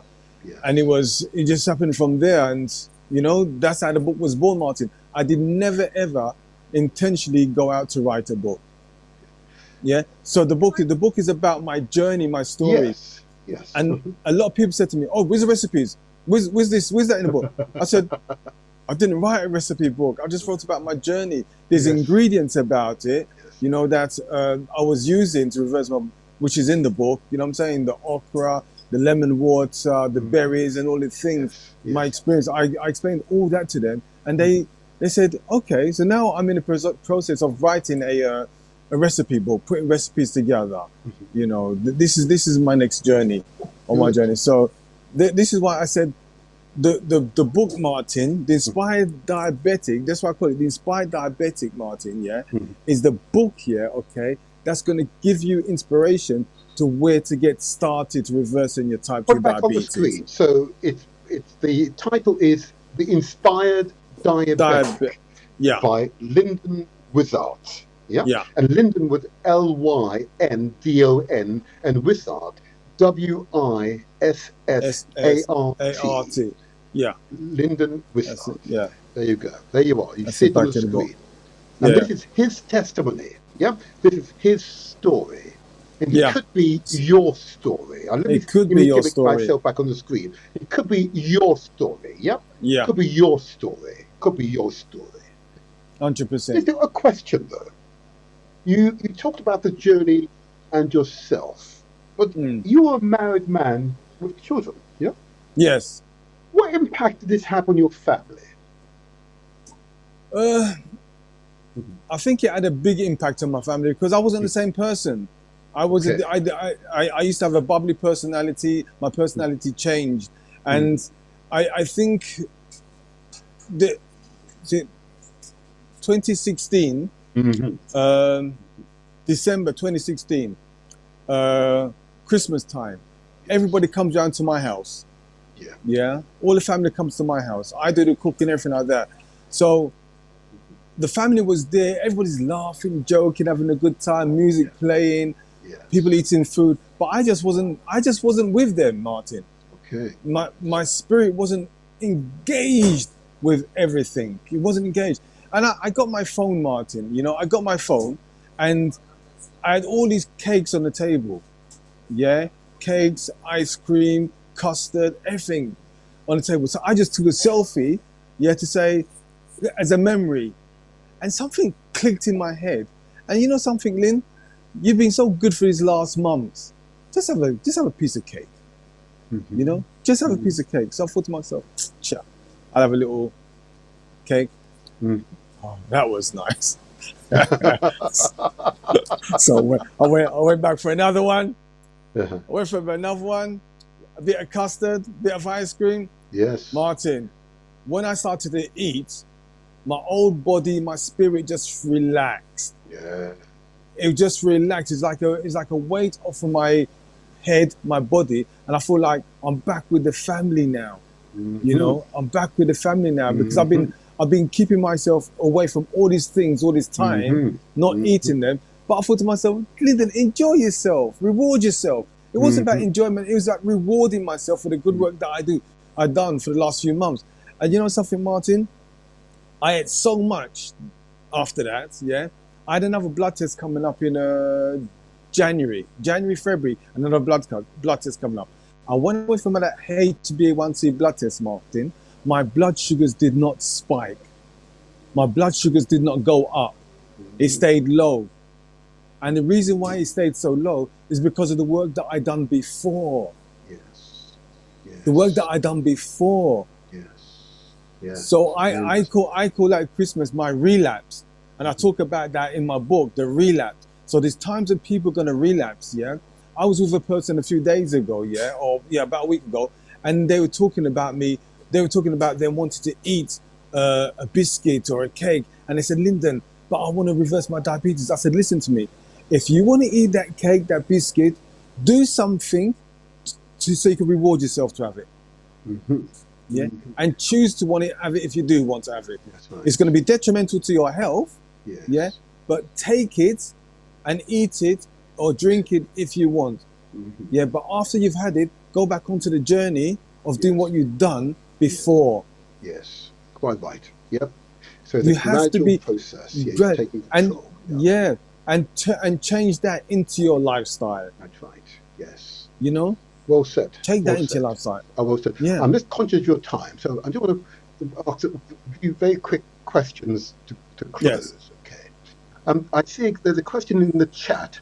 Someone asks, what advice can you give to those who have been diagnosed as pre-diabetic? What does that mean anyway? Pre-diabetic. Pre-diabetic, that means they're on the verge of being diabetic. Say, Okay. for example, the diabetic level is 42. They're probably 42, 41, or they're Ah, probably 39, something like that. Or they may even say they may be 45, so they won't put them straight into the full diabetic okay. zone. So they say Right. pre-diabetic. So Right. if you're pre-diabetic, yeah, that means you're not there yet. What I would suggest to them is to cut down on the carbohydrates, yeah, Yes. the alcohol, the Yes. fizzy drinks, all these kind of things. Yes. Drink more water, detox the body, yeah, lose weight if they have to, yeah, as well. And do a parasite cleanse as well throughout the body, because the more weight you hold in your system, yeah, that's going to keep the sugar, the glucose level high. So you need to reduce that as well as much as possible. And to be honest, if you're pre-diabetic, you're probably in a good place already, yeah. But just take certain steps, maybe to exercise, Yes. intermittently fasting, just to bring it down. Yes. Yeah. So my Well number one said. question to a lot of people is, what is your HbA1c is? Find out what your HbA1c is, because when I knew what my HbA1c is when it was 92, yeah, then I knew I had to reduce it. I reduced it down to 77. And when it went down to 77, my next goal was to get it in the 50s. Yes. Yeah.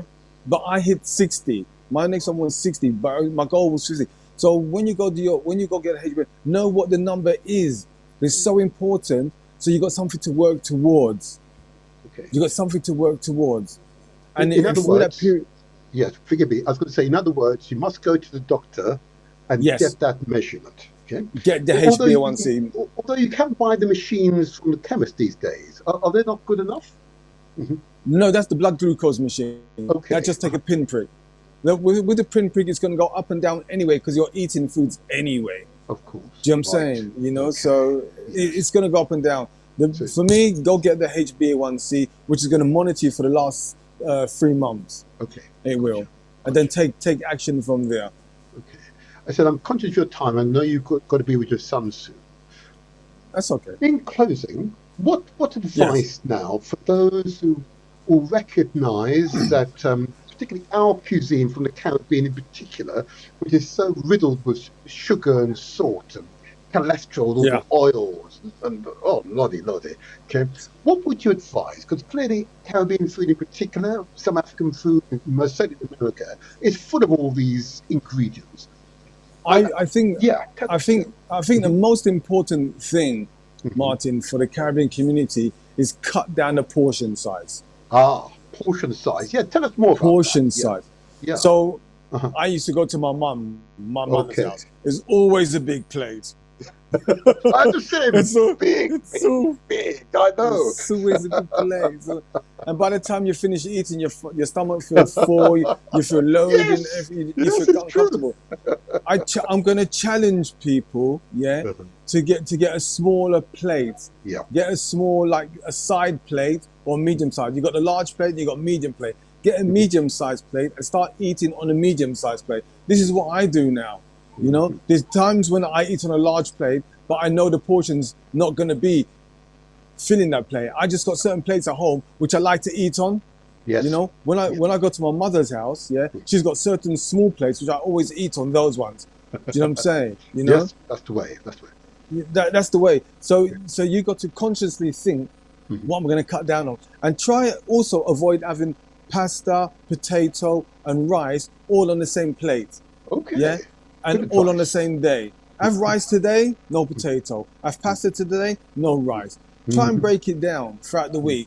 And also, if you're concerned about what you're consuming each day, write everything down. Yes. From the time that you get up in the morning, get a sheet of paper. As soon as you have a drink, something to eat, write it on a piece of paper. Because this is what made me cry.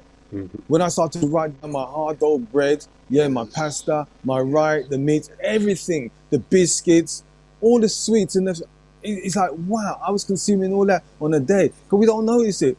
And Martin, I only realized that other people was doing it. When I was doing events, people would come up to me and say, Lyndon, geez, exactly what I was doing. You know? Yes. It's exactly what I was doing. And 9 times out of 10, when I talk about the tea, or the coffee, they say, and the biscuit. Yes, this is true. This is true. They talk about the biscuit before I even mention it.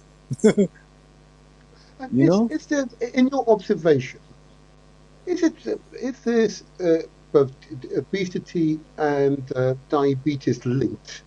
Because I'm noticing that 100%, yeah, definitely. Tell us more. Why? Definitely, because you're overweight and you got so much carbohydrates. Your blood sugar is so high within your system. You know what I'm saying? It's pumping through your veins as well. You know, this is why you're holding on to. That's why a lot of people, when they start to exercise, lose the weight, the diabetes go. Because you got so much stuff inside your system you have, which is just sitting there, you know, and everything's just eating itself and not going away, not disappearing. And sometimes you see so many people who just look overweight, they just look big, and I'm thinking to myself, they could do something about it. But don't forget, there is a percentage of people out there who are naturally big, healthy big. Indeed, yes. Yeah, yes. There was a survey done a few years ago on rugby players. Indeed, yes. And they're some of the fittest guys on this planet, rugby players, and some of them are big, but they're fit. Yes, yes. You have to work it about you to maintain that, of course, yes. Yeah. But that's only around 5% of the population. The overwhelming majority of people don't look like rugby players. No. And in our community, we have far too many, both men and women, who look like, you're still there, we've lost you for a second. In our community, we have far too many people who look like big, rough rugby players, okay? Yeah. I see this so often, and I'm always shocked. And I know as part of my journey, sorry, your screen's gone blank, but as part of my someone's journey, ringing me, sorry. I tend to start a meal with a salad bowl. I have a salad bowl before I go to any meal to ensure that my stomach is full with salad before I might have meat or anything else, you know.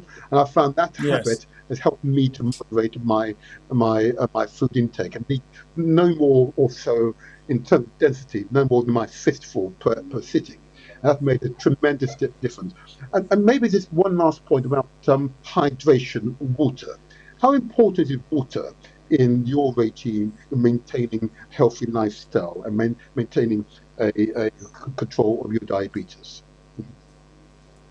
Mainly water. I drink I drink like a spring water now, and a lot of my hydration I get from like watermelon as well.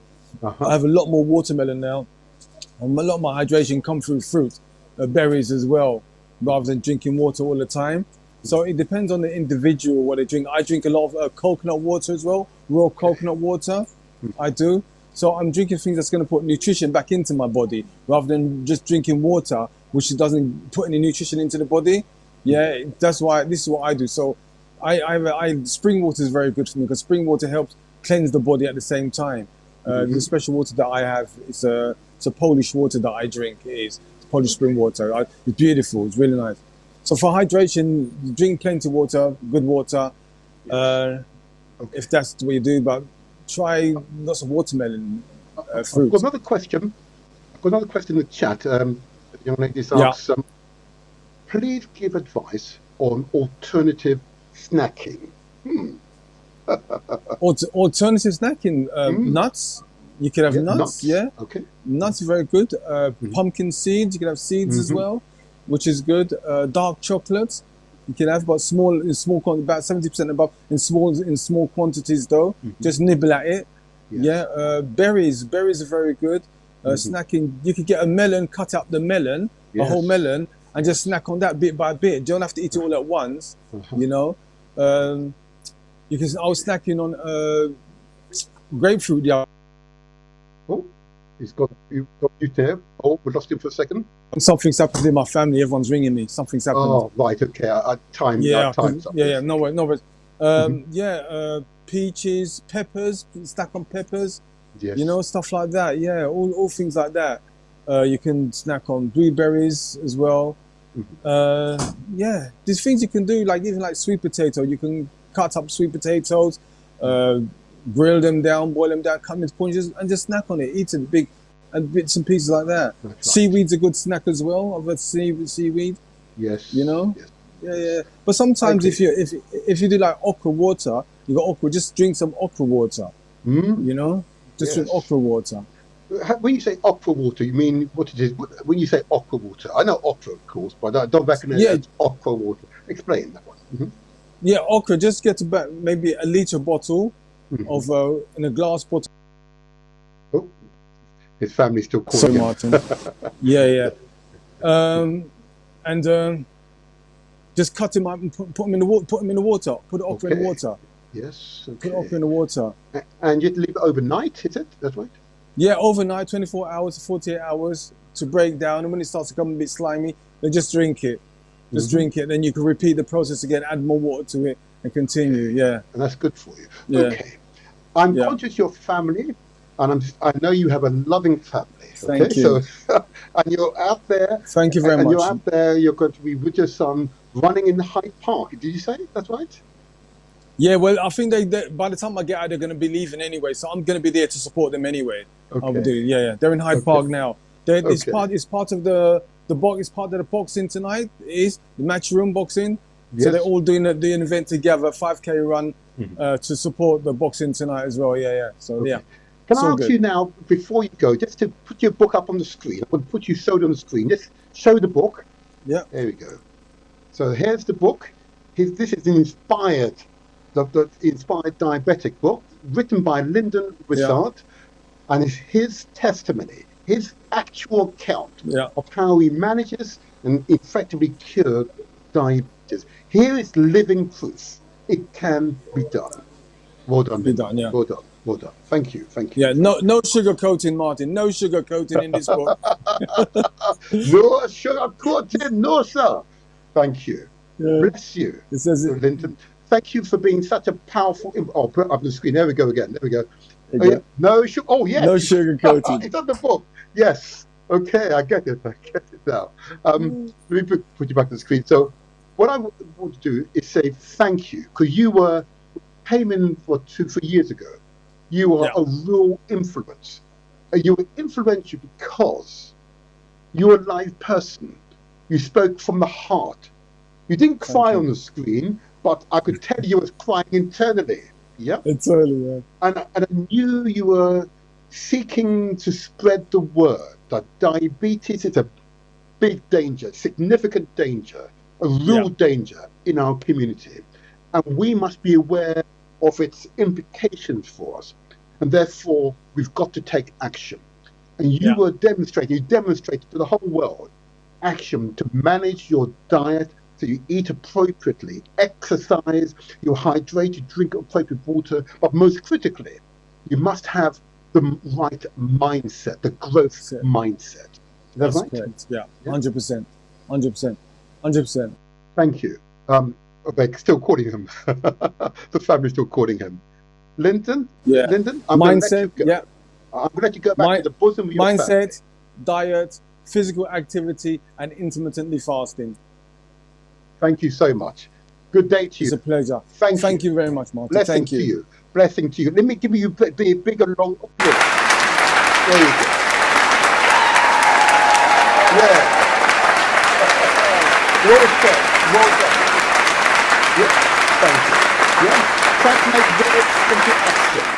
Thank you, Lyndon. I'll let you go now. Enjoy your family. Thank you. Enjoy your family. Yes, sir. Wow. Wasn't that something, huh?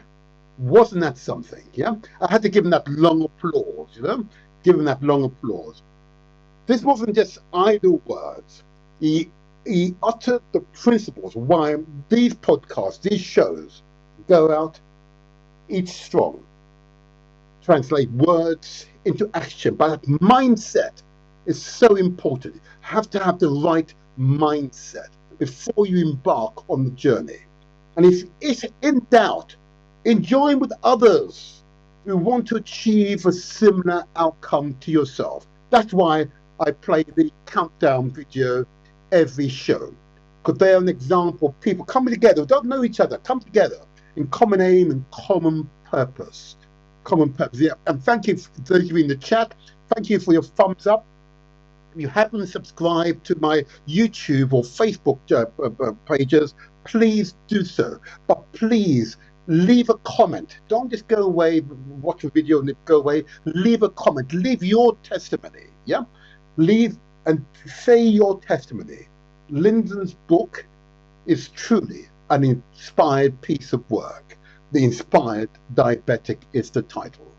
That's why I do these shows, for people like him, ordinary people, men and women, men and women, who understand that we are not an island.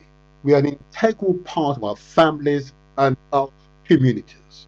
And in being a part of that, so we have a responsibility to take care of ourselves, and in doing so, you demonstrate to others how they can take care of themselves as well.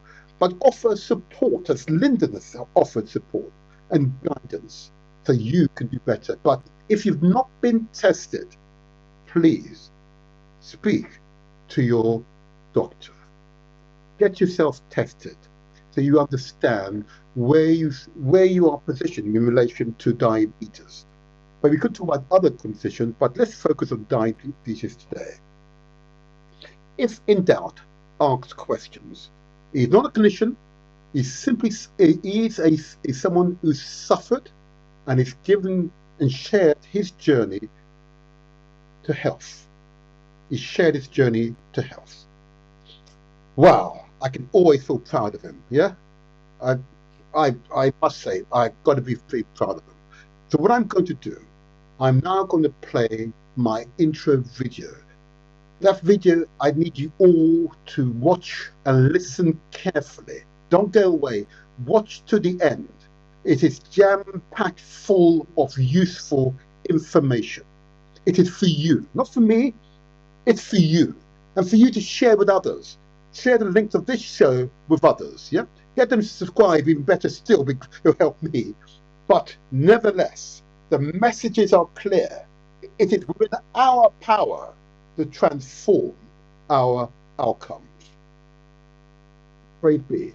Until the next strong, I remain the motivator, where we translate our words into action, and where success is ours for the taking. Oh yeah. The Motivator Show. The internet's most inspirational podcast. Every Saturday morning from 8 to 10 a.m. Diabetes emergency, diabetes emergency, diabetes emergency. The Motivator Show, public health alert. As of recent estimates, 2023, approximately 7 to 8% of the UK population has diabetes. This includes both diagnosed and undiagnosed cases, with over 4.9 million people living with the condition. Around 90% of these cases are type 2 diabetes. Type 1 diabetes accounts for about 8% of cases. The prevalence is increasing due to factors like rising obesity rates, sedentary lifestyles, and an aging population. If current trends continue, it is projected that by 2030, the number of people with diabetes in the UK could rise to 5.5 million people. Diabetes emergency, diabetes emergency, diabetes emergency. Obesity is a diabetes risk factor. Excess body fat, particularly around the abdomen, is a significant risk factor. Fat tissues, especially visceral fat, can lead to insulin resistance. Obesity is strongly linked to the development of type 2 diabetes. Insulin resistance, main mechanism. In type 2 diabetes, the body becomes resistant to insulin, a hormone that regulates blood sugar. The pancreas tries to compensate by producing more insulin, but over time, it can't keep up, leading to elevated blood sugar levels. Physical inactivity, impact on insulin sensitivity. The lack of exercise reduces insulin sensitivity, meaning the body has a harder time using insulin effectively. Regular physical activity improves the body's ability to use insulin and control blood sugar levels. Diabetes emergency, diabetes emergency, diabetes emergency. Unhealthy diet is a diabetes risk factor. Diets high in processed foods, sugary drinks, refined carbohydrates, and unhealthy fats contribute to weight gain and insulin resistance. Diet low in fiber and whole foods, such as fruits, vegetables, whole grains, are associated with a higher risk of type 2 diabetes. Genetics is a diabetes risk factor. Family history. Genetics plays a significant role. If you have a close relative, parent or sibling with type 2 diabetes, your risk of developing the condition is higher. Ethnicity. Certain ethnic groups, including people of South Asian, African, and Hispanic origin, are at a higher genetic risk for type 2 diabetes. Diabetes emergency, diabetes emergency, diabetes emergency. Your age is a diabetes risk factor. The risk of developing type 2 diabetes increases with age, especially after age 45. However, due to rising obesity rates, type 2 diabetes is becoming more common amongst younger people, including children and teenagers. Metabolic syndrome is a diabetes risk factor. People with metabolic syndrome, which includes high blood pressure, abnormal cholesterol levels, and abdominal fat, are at a higher risk of developing type 2 diabetes. Gestational diabetes is a diabetes risk factor. During pregnancy, women who develop gestational diabetes during pregnancy are at a higher risk of developing type 2 diabetes in later life.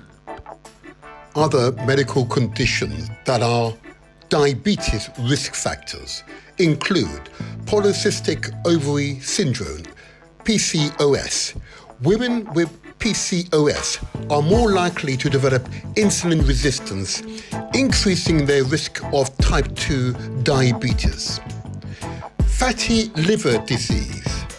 Non-alcoholic fatty liver disease is another condition often linked to obesity and insulin resistance. Chronic stress and sleep issues are diabetes risk factors. Impact on hormones. Chronic stress and poor sleep can lead to hormonal imbalances that affect insulin sensitivity and promote weight gain, increasing the risk of type 2 diabetes. Combined diabetes risk factors. These factors often interact, meaning that a combination of lifestyle choices and genetic predisposition contribute to the development of type 2 diabetes.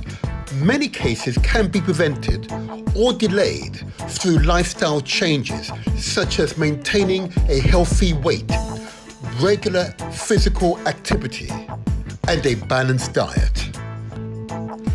Ethnicity is a diabetes risk factor. Type 2 diabetes is up to 3 times more common in Black African Caribbean populations. Given that there are approximately 4.9 million people with diabetes in the United Kingdom, with around 90% of having type 2 diabetes, a significant portion of these cases will be within the ethnic minority groups, including African heritage communities. Black African Caribbean people make up around 3.3% of the UK population. With this population at a higher risk of diabetes, it is estimated that hundreds of thousands of African heritage individuals are affected by the condition, though precise numbers are not regularly broken down in national figures. Professor Hilary Beckles, the Vice-Chancellor of the University of the West Indies, comments on the African Caribbean diabetes and high blood pressure epidemic across the Caribbean islands. We have 60% of the black people in the Caribbean over the age of 60 have hypertension or diabetes, or both. Now, if you take the single criterion of chronic diseases, hypertension, high blood pressure, type 2 diabetes, if you take that simple criterion, the black people in the Caribbean are the unhealthiest people on the planet. And you have to understand that. On the one hand, we are watching Usain Bolt and we're watching the Caribbean athletes. We're watching the Caribbean with an image of being the most athletic people on the planet. But beneath that image of these super sportsmen and women is the hard reality that we are now the sickest people on the planet. In every black family in the Caribbean, hypertension and diabetes is endemic and congenital. In my family, almost everybody over 60 has hypertension and diabetes.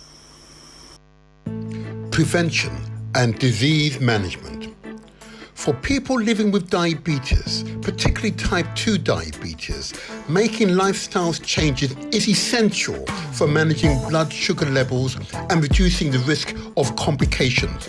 Here are some key lifestyle changes that can help manage and likely prevent the condition. Healthy diet. Focus on whole food, incorporating more whole grains, vegetables, fruits, lean protein, and healthy fat is crucial. These foods help maintain stable blood sugar levels. Reduce sugary and processed food, limiting refined carbohydrate such as white bread, sugary snacks, sugary drinks help prevent blood sugar spikes. Balanced meal. Eating balanced meals with a mix of protein, healthy fat, and fiber slows digestion and prevents rapid increase in blood sugar. Portion control. Managing portion sizes helps control calorie intake and prevent weight gain, which can worsen insulin resistance. Prevention and disease management. Regular physical activity. Exercise improves insulin sensitivity. Regular physical activity helps the body use insulin more effectively and lowers blood sugar levels. Aim for at least 150 minutes of moderate intensity exercise, such as walking, swimming, or cycling per week. Strength training. Add resistance or strength training like weightlifting or body weight exercises at least twice a week. Help improve muscle mass and further enhance insulin sensitivity. Increase daily movement, incorporating more movement into your daily life, such as taking stairs or walking during breaks, helps manage blood sugar levels. Prevention and disease management. Weight management. Lose excess weight. Losing even a small amount of weight, around 5 to 10% of body weight, can significantly improve blood sugar control and reduce the risk of complications. Sustainable weight loss. Focus on gradual, sustainable changes rather than rapid weight loss, which can be hard to maintain in the long term. Quit smoking. Smoking worsens complications. Smoking increases the risk of diabetes-related complications such as heart disease, kidney disease, and nerve damage. Quitting smoking is critical for improving overall health and reducing these risks. Prevention and disease management. Monitor blood sugar levels. Regular monitoring. People with diabetes should regularly check their blood sugar levels to understand how food, activity, and medication affects them. Monitoring helps adjust lifestyle choices accordingly. Keep records. Tracking blood sugar levels helps identify patterns and make informed decisions with healthcare providers about your treatment. Prevention and disease management. Limit alcohol consumption. Impact on blood sugar. Alcohol can cause both high and low blood sugar levels, so it's important to drink in moderation. Limit intake to no more than 14 units per week and be aware of how alcohol affects blood sugar levels. Avoid sugary drinks. Choose drinks that are lower in sugar, such as wine or spirits with no sugar mixers, rather than sugary cocktails or beers. Hydration. Stay hydrated. Drinking plenty of water helps the body eliminate excess glucose through urine and maintain better blood sugar control. Prevention and disease management. Stress management. Manage stress.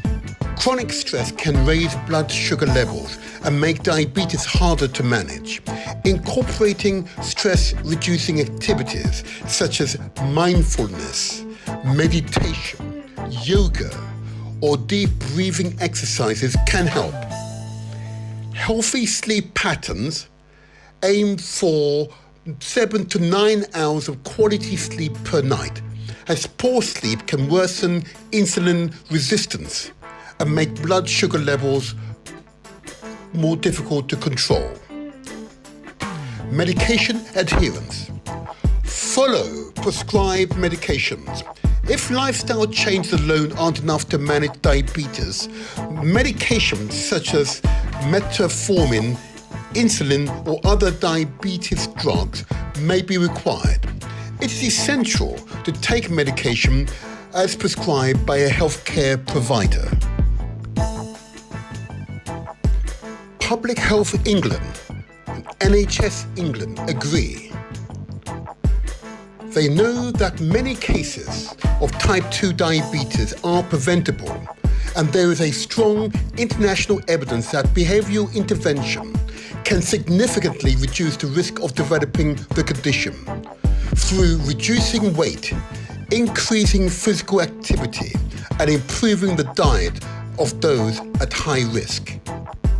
Get tested. Get tested. Get tested. Lyndon Wissard, veteran 30-year chef, is the inspired diabetic. The Inspired Diabetic book, a journey of how I reversed my type 2 diabetes naturally in 105 days without prescribed medication. You can get to watch your diet and consume fresh meals and prepare from fresh ingredients and products. Lyndon Wissard, veteran 30-year chef, is the Inspired Diabetic. In October 2015, my life changed. I was diagnosed with type 2 diabetes. I was in the red zone, the danger zone, with all the symptoms. I was terrified. Somehow, I found the strength and willpower to deal with the illness the best way I knew, by changing my eating habits. At the end of the day, I am a chef by profession, so it was up to me to design my meals. My journey started in October 2015. Lyndon Wissard, 30 years veteran chef, is the Inspired Diabetic. Through healthy eating and regular exercise, professional chef Lyndon Wissard managed to reverse, control and cure his type 2 diabetes in 105 days, naturally without medication. This book shares his journey for the first time. Read his secrets and discover yours. It will be a life-changing experience for you and your family, colleagues and friends. Lyndon is an inspiration for more than 4.5 million diabetics in the United Kingdom. The Inspired Diabetic, Lyndon Wissard, 30 years veteran chef's contact details are on the screen. His telephone number is 07916 119 717. Email lwissard@theinspireddiabetic.com.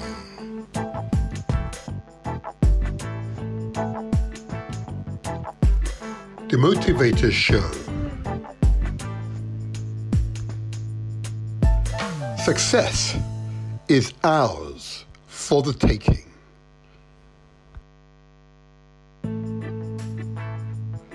Subscribe to our YouTube channel.